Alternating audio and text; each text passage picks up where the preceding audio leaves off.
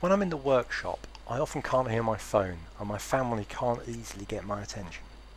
So inspired by a variety of things, the plan is to turn an LED torch that my daughter lost the battery cover off into a deaf alerter using an ESP8266 wireless chip. These wireless chips are widely used and have great documentation. Still, I was amazed how quickly I could get this postage stamp sized board hosting a website with its GPIO pins controlling an LED.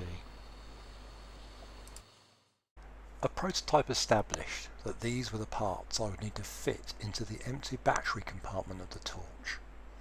If I'd chosen a bigger ESP with fewer GPIO constraints, I wouldn't have needed the 7000 series inverter chip.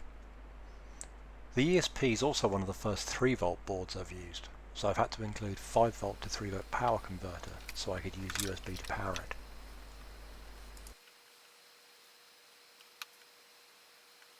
Keen to make good use of my limited space, I decided to run a brass bus along each long edge of my circuit. Whilst this was an efficient use of space on the proto board, heating that large mass for soldering proved tricky. Next time, I think it'd be better learning how to make a custom PCB.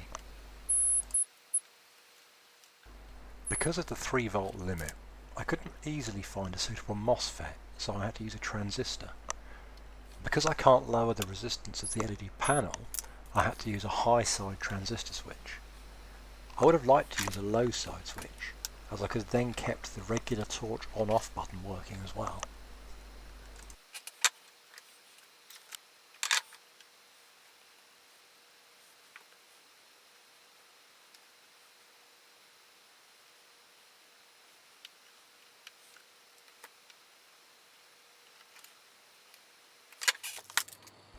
Here's the finished control unit to fit inside the torch housing. I haven't finished the USB power in, as I need to feed the USB lead through a hole in the bottom of the torch. Here I've connected my phone to the wireless access point set up on the ESP8266. I've added the flashing mode, which will bring my alert signal.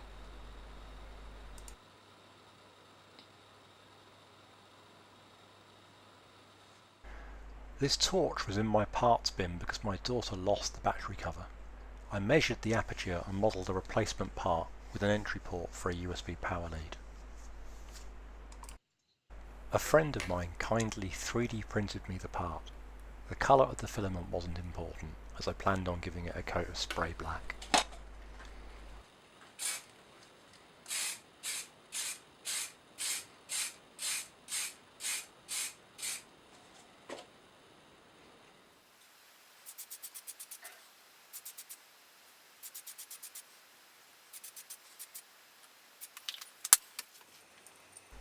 So now it's time to reassemble the torch.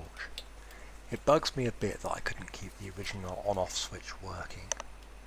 There turned out to be plenty of space to run the spare cable, but I'd left myself with very short tails, so connecting the USB power was a bit of a fiddle.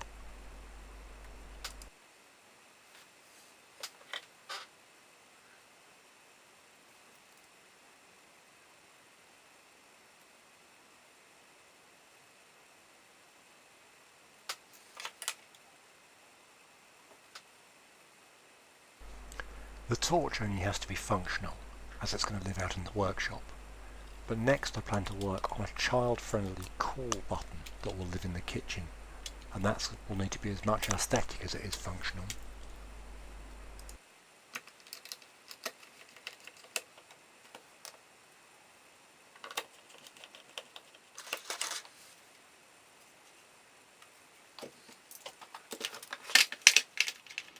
So there we are. At least the first half of this project is done. The torch is powered by USB and acts as a wireless access point for a secure Wi-Fi network.